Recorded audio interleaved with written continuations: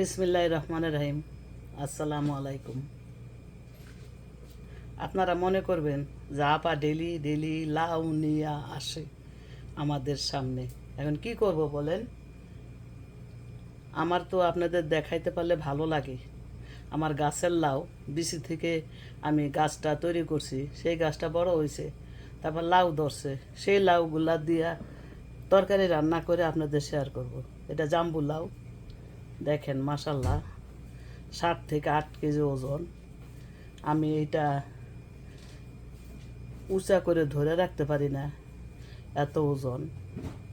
মাশাল্লাহ, দেওয়ার মালিক আল্লাহ। এই লাউ দিয়ে আমি শোল মাছ দিয়ে রান্না করব। বড় একটা শোল মাছ কিনে এনেছি। এটা আমার আমেরিকার পিছনের বাগানের দেশি লাউ। এটা শোল মাছ আমি অনেক সুন্দর করে ধুয়েছি, ধোয়ার শেষ নাই। প্রথমে লবণ মেখে রেখেছি, তারপরে সেগুলো ধুইছি 3-4 বার, তারপরে আবার লেবু, আবার লবণ মেখে রেখেছি, সেটাও ভালো করে ধুইছি।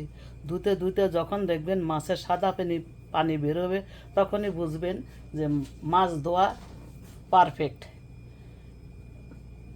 আবার মনে করতে পারেন যে লাউ দিয়া শোল মাছ রান্না করব, এটা আবার দেখার কি আছে? আছে আপা, কারণ আমার রান্না, এই রান্নাটা আমি করব বিক্রমপুর স্টাইলে। যে কিভাবে বিক্রমপুরেরা লাউ দিয়া শোল মাছ দিয়ে রান্না করে। নর্মালভাবে অনেকভাবে রান্না করা যায়, কিন্তু আজকে আমি রিয়েলভাবে দেখাবো কিভাবে বিক্রমপুরেরা শোল মাছ দিয়ে লাউ রান্না করে। সাথেই থাকবেন।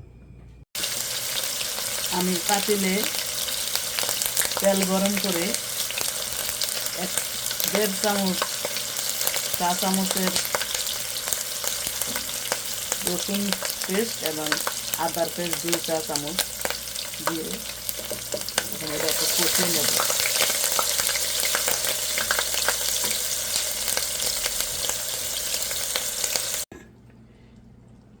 এক চামচের বেশি জিরার গুঁড়া দিছি, আর মরিচের গুঁড়া দেব 1.5 চা চামচ, হলুদের গুঁড়া দেব 1/2 চা চামচ,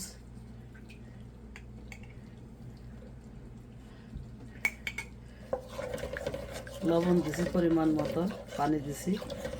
এখন 1 চা চামচের মতো ধনিয়ার গুঁড়া দেব।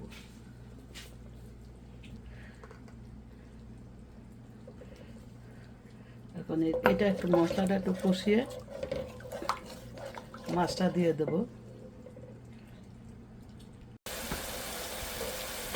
মশলাটা কষিয়ে নিয়েছি, এখন মাছ দিয়ে দেব। শোল মাছটা আমি অনেক সুন্দর করে ধুয়ে নিয়েছি।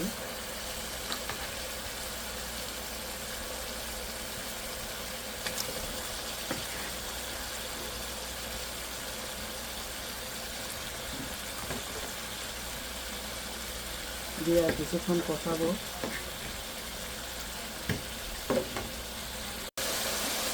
মাছটা কষানো হয়ে গেছে, কিছু মাছ আমি উঠিয়ে রাখবো, আর কিছু মাছ লাউয়ের সাথে ভেঙে দেবো।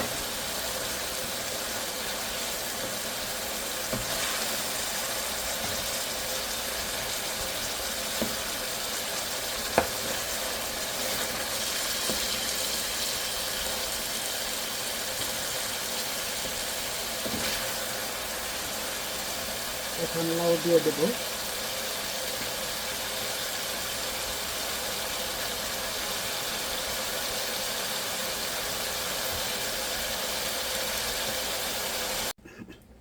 লাউগুলা সব দিয়ে দিছি, এখন আস্তে আস্তে মিক্স করে নেব। তারপরে ঢেকে রাখবো, আর হয়তো পানি দেওয়া লাগবে না, এর থেকে যে পানি বেরোবে সেটাই হয়ে যাবে। আমাদের লাউর ভিতরে আমরা লাউ নামানোর আগে শাক দেই। শাক মানে রসুন কাটছি, পেঁয়াজ কাটছি, জিরা আর তেজপাতা দেখেন পানির খিলির মতন করছি। আর এর সাথে একটু সিদ্ধ চাল নিছি। এই চালটা আগে ভাজবো, ভাজা উঠিয়ে রাখবো। তারপরে আপনার যেগুলা মোটা বেশি রসুন পেঁয়াজ এগুলো আগে ভাজবো, তারপরে দেবো তেজপাতা, তারপরে দেবো জিরা। এগুলা তেলের ভিতরে ব্রাউন কালার করে ভেজে উঠিয়ে এরা পাটায় বেটে লাউটা নামানোর আগে দেব, দিয়ে একটা বলক দেব, তারপরে ধনিয়া পাতা দিয়ে নামিয়ে নেব। এটাই বিক্রমপুরের লাউর রেসিপি। সব দেশে শাক দেয় কিনা আমি জানি না, আপনারাও চিনেন কিনা আমি জানি না, কমেন্ট করে জানাবেন, সাথেই থাকবেন। যে মাছটা আমি কষানোর পর উঠিয়ে রেখেছিলাম সেটা এখন দিয়ে দিলাম। আমার তরকারি প্রায় শেষের দিক।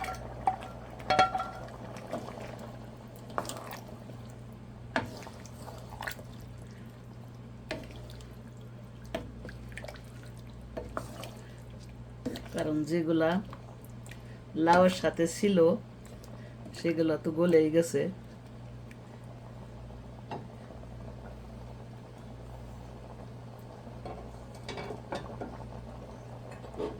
এখন দেখাচ্ছি যে শাকের কথা বলছিলাম, এই যে সে শাক, এটার ভিতরে রসুন পেঁয়াজ এবং জিরা চাল ভাজা এগুলা সব ভেজে ব্লেন্ডার করে নিয়েছে।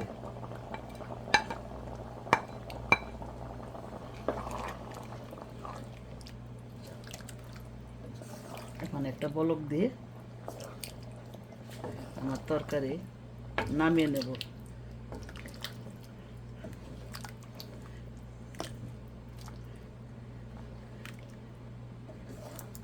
এইটা দিলে অসাধারণ লাগবে। যারা এভাবে তরকারি খেয়েছে এই শাক দিয়া, তারাই জানে যে শাকের কি স্বাদ। তা আজ যারা দেখলেন তারা এভাবে খাবেন, ভালো লাগবে। ভালো লাগলে কমেন্ট করবেন।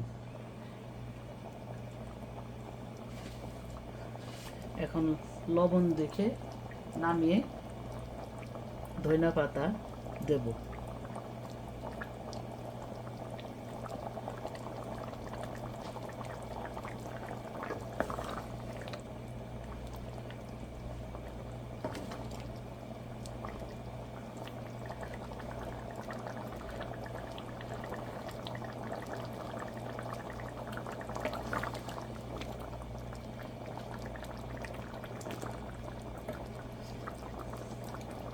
লবণ হয়ে গেছে।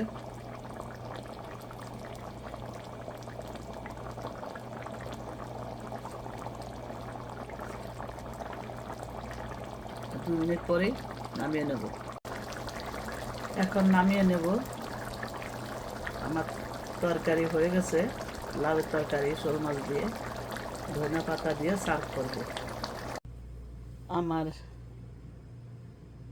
লাউ শোল মাছের তরকারি রেডি। এটা আমি শাক দিয়ে রান্না করছি। আমাদের বিক্রমপুরের মানুষ শোল মাছে শাক দেয়। শাকটা কিভাবে তৈরি করতে হয়, কি কি দিতে হয় সবই আমি দেখিয়ে দিয়েছি।